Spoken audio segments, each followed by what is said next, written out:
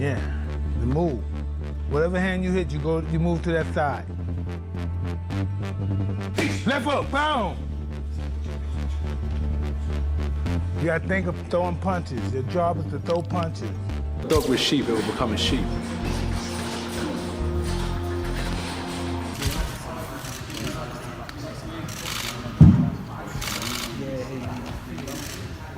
Anthony Joshua is reportedly training with Mike Tyson as he prepares for his high-profile fight against Jake Paul. Joshua has been studying classic techniques from Tyson's legendary trainers to enhance his performance. His camp is focused on strategic development, speed optimization, and explosive power. With elite conditioning and a data-driven game plan, Joshua aims to enter the ring fully prepared for this major revenue-driving showdown. Been doing it in the gym, coming forward, punching to the body with his heart. Anthony Joshua shared that Mike Tyson motivated him through unmatched power and discipline. AJ now uses targeted neck and shoulder exercises inspired by Tyson's techniques. He says these high-performance drills boost strength, stability, and punching force, proving how studying legendary athletes can elevate training, impact, long-term athletic value, and success. Other neck exercise that I got from Mike Tyson. A lot of wrestlers do this. Quite dangerous actually. Physios don't like this type of stuff, but it's good for neck conditioning. It's called neck bridges. And it's flexibility and strength at the same time. So it's a really good exercise if you... Mike Tyson encouraged Anthony Joshua, calling him an exceptional athlete. He stressed that consistent competition builds confidence, sharpens skills, and sustains elite performance, and increases career value, key drivers of high engagement, retention, and premium earning potential. Would you give to somebody like AJ? That he has a lot of talent and not to get discouraged. He only loses when he quits. When you quit, all the doors of opportunities close. You know what I mean? You just got to be, game. And then don't get discouraged if you lose. Listen, you just lost, you may have got $30 million. I just think the more time you lay off, the worse you get.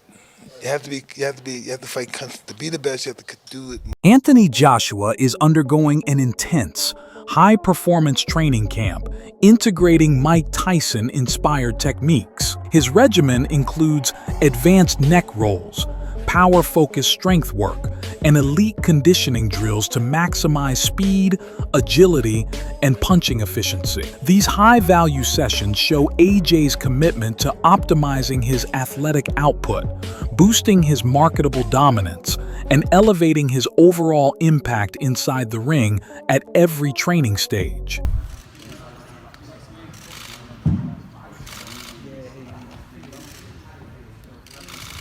Whoa, my physio's looking at me like, what the fuck?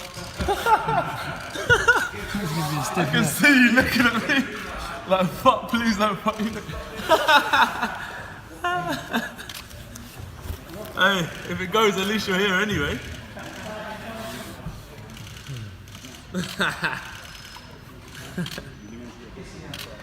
You know, 43,000 tuned in.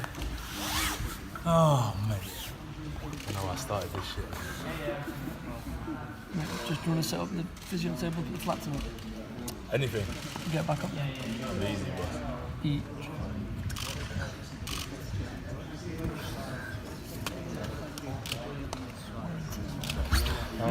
Showtime sent me a lovely picture of me, the dog. Eddie Hearn confidently maintains that Anthony Joshua would defeat Jake Paul if the fight ever happened. He explains that even though Jake Paul isn't viewed as a top-tier boxer within the traditional combat sports industry, people should not treat Joshua's win as automatic. Hearn reminds fans that Joshua has beaten high-value, elite opponents like Francis Ngannou, proving his success comes from skill, discipline, and strategic preparation, not weak competition. He adds that Joshua's training intensity, power, and technical IQ position him to dominate across levels. A Joshua versus Jake Paul event would carry massive revenue potential, global audience reach, and major financial impact for the sport. Jake Paul, Anthony Joshua, 50-50 fight. What do you make of that? Yeah, I just said in another interview, great if it is. I mean, if it is, then you've got no problem seeing it. But when AJ, I mean, decapitate's a strong word, but you know, when he renders Jake Paul unconscious like he did to Francis Ngannou, don't then say, oh well, it was Jake Paul. Do you know what I mean? I mean, when AJ beat Francis Ngannou, Ngannou just had a fight that could have gone either way with Tyson Fury. Then AJ poleaxed him, and everyone just said he's just an MMA fighter. Do you know what I mean? Jake Paul's not Francis Ngannou. But as I said before, if you want to see Jake Paul exit the boxing world, Nigel Benn raises serious concerns about how entertainment-driven boxing affects the sport's real economy. He believes that when celebrities and social media creators headline events, professional fighters who invest years of training lose out on fair financial compensation. Ben notes that elite boxers often earn modest payouts, while crossover fights generate massive revenue, premium sponsorships, and viral digital traffic. These high-profit events deliver lucrative paydays to participants with limited experience, creating an uneven market. Ben argues this trend damages the sport's long-term value because it minimizes the dedication, skill, and competitive integrity of true professional boxers. Bit of rumours around today, Anthony Joshua and Oh, Jake. no. I'm not even really entertaining that. It's just not. Being a two-time heavyweight champion of the world, it's I don't know, YouTubers.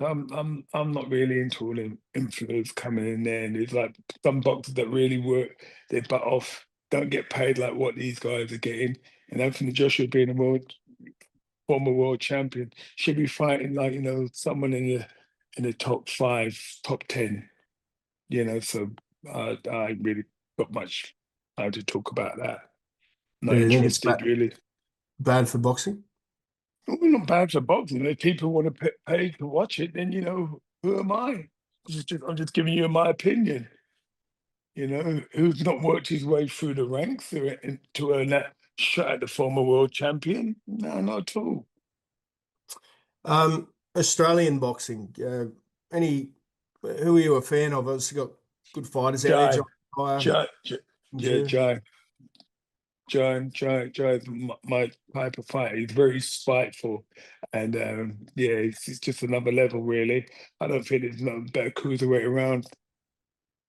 Ade Oladipo emphasizes the massive financial upside of an Anthony Joshua versus Jake Paul fight. From his perspective, it would be unrealistic for Joshua to turn down such a highly profitable opportunity, especially when the projected revenue could reach nearly $100 million. For a fighter with Joshua's elite resume and market value, the risk Jake Paul presents is extremely low compared to the potential payout. Oladipo explains that this type of high-income, high ROI moment is rare in boxing, even for global champions, making it a strategically smart decision. He believes Joshua can secure a major financial boost while facing minimal competitive risk due to Paul's limited professional experience. If someone knocks on your door and says, do you want to fight Jake Paul for 100 million? You're like, you'd be stupid to say no. No, I don't want that 100 million for what would be and will be and should be easy work for AJ. Like, well, why are you going to turn down 100 million? AJ should and could, should knock out Jake Paul in a round. Like if Jake Paul was over here fighting under our British Boxing Board of Control, I don't think it would be a Southern Area Cruiserweight champion.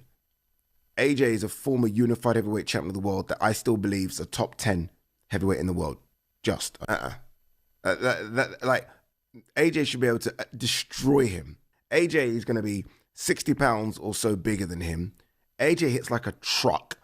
AJ is a better boxer Like this is a Many boxing fans strongly criticize the idea of Anthony Joshua facing Jake Paul, viewing it as a major downgrade for the sport. They argue that matching an elite heavyweight champion with a social media entertainer prioritizes revenue, advertising value, and high-profit promotion rather than true competition. Fans fear this decision could delay a high-demand, high-value showdown with Tyson Fury, a fight that carries far greater sporting credibility. Across social platforms, discussions highlight frustration, claiming the matchup risks damaging Joshua's legacy by placing business incentives, brand exposure, and market-driven hype above the tradition, integrity, and long-term reputation of professional boxing today overall. Anthony Joshua gets in the ring with YouTuber Jake Paul, and that's what he is, YouTuber Jake Paul. Would you watch it? Simon, before we take some calls, with this seemingly in the pipeline, can we safely say goodbye to Anthony Joshua versus Tyson Fury? Well, I think it's done anyway, judging by the mood music that seems to be coming out from various camps.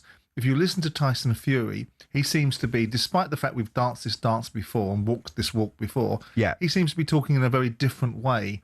There's no hyperbole. It's, I'm done. This is a younger man's game. I've done my bit. I'm at peace with where I am in life. I don't need boxing anymore. But not in the flash for cash way that Tyson often does it. In a more earnest way is my understanding of his sort of thought processes. So with that in mind, it almost feels that that's off the table anyway. Who knows? The draw of the enormous amounts of money that this one fight can generate. This is the one fight that can really get everybody paid. I mean, the two protagonists. Whatever Usyk takes, tragically for him, he wouldn't even get anywhere near as much money as potentially being offered for the Fury-Joshua fight. What would earn AJ more of a pay packet? Fighting Fury or fighting Jake Paul? Well, I would think tragically fighting Jake Paul. God, what is that? Because the revenues, because it's a Gen Z TikTok generation that wants to watch sport in a certain way. Yeah. And that's nothing critical of them. It's just the way that it is. And that's the circumstances of social media and the platforms that people like Jake Paul are able to cross over. It's not a case of people in the mainstream should be dinosaurs. The digital world and those opportunities and those platforms are marvelous places. And you know, you heard me talking about Mark Goldbridge the other day and the commercial deal that he did with the Bundesliga. And we can be sniffy about their level of content, or we can accept that there is a place for everybody. It's interesting that still the digital world and that's... Experts in combat sports have highlighted that Jake Paul's decision to face Anthony Joshua represents a major leap in competition compared to his previous bouts. Unlike past opponents who were older or retired, Joshua is an elite, active professional with a proven record against top-tier fighters. This matchup forces Paul to elevate his training, strategy, and mental focus, as he can no longer capitalize on inexperienced or declining opponents. While Paul remains the underdog, this high-stakes fight provides a premium opportunity to showcase his skills, marketability, and growth, positioning him for maximum exposure, revenue, and career advancement. Maybe even bigger than the Mike Tyson fight. It's hard to say really. Tyson was a big name, but it's going to do numbers regardless, because Joshua is a big name and then people are going to be tuning in to see Jake Paul get knocked out. Right now, Eddie Hearn talks about Jake Paul taking this Joshua fight. I mean, my estimations of Jake Paul would go through the roof if he signed to fight Anthony Joshua, because I just can't believe in my mind that he would do something like that. I mean, Gervonta was a smart one because of his size. Like, you know, I think actually he would have had a lot of success against Jake Paul, but the size is a problem. But this would just be, you know, like if Jake Paul was to take the fight with AJ, you'd really have to maybe carry his balls in a wheelbarrow on the ring walk, you know, because AJ wouldn't mess around in there, you know. So it would be huge, but nothing to tell you it's close, just a few conversations so far. damn right, if Jake Paul takes this fight, he's got some major balls on him. And I know people hate influencer boxing, but come on, he's not fighting an old, retired, past the prime MMA fighter. No, he's fighting a legit boxer who's massive, 6'5", 6'6", jacked, 240, 250 pounds, shredded, power puncher. Do we need to remind ourselves of what Joshua did to Francis Ngannou? Francis Ngannou was coming off a pretty good performance over Tyson Fury. He didn't get the win in that fight, but you could argue that he did actually win that fight. And Ngannou, throughout his entire MMA career, in 4-ounce gloves, very, very rarely got hit. He could take a punch. He's got a big, fat African head. Big, thick neck, traps back. He just can't really be hit. And look what Joshua... Shane McWigan has raised serious doubts about whether the Anthony Joshua versus Jake Paul fight will actually happen. He calls the matchup almost farcical, highlighting the practical, financial, and logistical challenges that could prevent it. While public interest, media buzz, and viral hype generate massive attention and potential revenue, contract disputes, promotional conflicts, and the risk to Joshua's brand and physical legacy remain major obstacles. From a competitive sports standpoint, McWigan questions whether this fight aligns with Joshua's credibility as a top-tier athlete. His insights mirror broader concerns in the boxing world, where industry insiders weigh entertainment value and lucrative pay-per-view potential against maintaining authentic, high-stakes sporting legitimacy. This up, Anthony Joshua, Jake Paul reports. What do you make of it? And if we were to see AJ step in with Jake Paul? I said it yesterday, I'll say it again, I think it's farcical. I just don't see how it's going to materialise. I didn't think the Tank fight would materialise, and it didn't. And you know, it's all good saying that you're going to box somebody, and then but until literally they're on the ring walk and in the ring, and I'm not going to believe it. Away from AJ, what do you make of the Devin Haney and Brian Norman Jr. fight next week? It's an interesting fight. Haney's up at 147. He looks good. He looks physically good. It's mad to think he's only 26 years of age. Confident-wise, I don't know what that Garcia fight took out of him. Because yes, he tested positive afterwards, but I believe that his Achilles heel is punch resistance, and I think it'll be interesting. I don't know enough about Norman, but I think definitely test him, and maybe Devin Haney will hold a better shot now. He's up at 147. But yeah, it's an exciting matchup. I think it's a. Analysts have observed a notable transformation in Jake Paul's reputation within professional boxing. Once dismissed as merely a celebrity or social media influencer, he is increasingly recognized as a serious competitor, fueled by his willingness to face higher caliber opponents. This shift in perception has impacted fans, trainers, and commentators, creating a growing respect for his skill set, strategy, and dedication. While Paul has not yet reached the elite tier of fighters like Anthony Joshua, this evolving recognition underscores his credibility and marketability, positioning him as a significant, revenue-driving figure in modern boxing's competitive and high-stakes landscape. I feel like the one that I was mostly from you was the Anderson Silva one. Where Anderson Silva had like one sick round where he's like, whoop, whoop, doing it what Anderson Silva does and missing everything and cracks him and whatever. And then he just like the next few rounds, he's back to like just getting his butt kicked by Jake Paul and walking around, doesn't look the same. Yeah. But again, I don't think these guys are actually getting dropped to like faking. I think Jake Paul actually has that kind of power. I just feel like they kind of know the deal. Okay. Yeah, we're gonna fight. Yeah. We're gonna fight. I make a lot of money. You make a lot of money, not as much money as me, but you make more money than you ever would. Yeah. So you take it. It is what it is. But I don't know. Kind of sucks to see all these legends, right? Like of the sport. Like, you don't want to see that. You don't want to see this guy is losing to freaking Jake Paul. I will say I loved everything about the Tyson fight in the lead up, and then as I'm actually watching it, I'm like, all right, this is actually fucked up. My bad. Yeah, it's like senior. Even when he turns around on. He is increasingly being taken seriously as fans and analysts recognize his rigorous training, strategic study of boxing techniques, and willingness to tackle high-stakes, elite-level fights. This shift has significant implications for his career trajectory, enhancing his marketability and opening doors to premium opponents and high-profile bouts. Experts note that while he continues to refine his skills, the growing acknowledgement of his abilities marks a pivotal turning point, elevating the reputation of crossover fighters and reinforcing their strategic value within the modern boxing ecosystem. He probably knows some other stuff like how much Anthony Joshua made. Is he in debt? Does he have to do? You know, they know these. There's an outside motivation to want to do it. Yeah. And then that's probably why guys like Tyson or whatever would like, well, yeah, I need to pay some bills. Let's do it. It also gets their name back out there, like in a big way. And it has to be a big enough name that people are interested at all. Yeah. And I think at this point, Jake Paul is taken a little more seriously than before. Like if it was the first fight, I think it's a lot different. But then at this point, I think it's more like, oh yeah, it's a thing. It's an exhibition. It's a model. Yeah. This has got to be big money because even Anthony Joshua's last fight that he lost, he reportedly earned about 25 million pounds. And when he fought Francis Ngannou in March, he approximately made $50 million. Wow. So like rumor mill has it so that Jake Paul is set to potentially earn, Jake Paul might earn $92 million. That's it for today's video. Stay tuned. Until next time.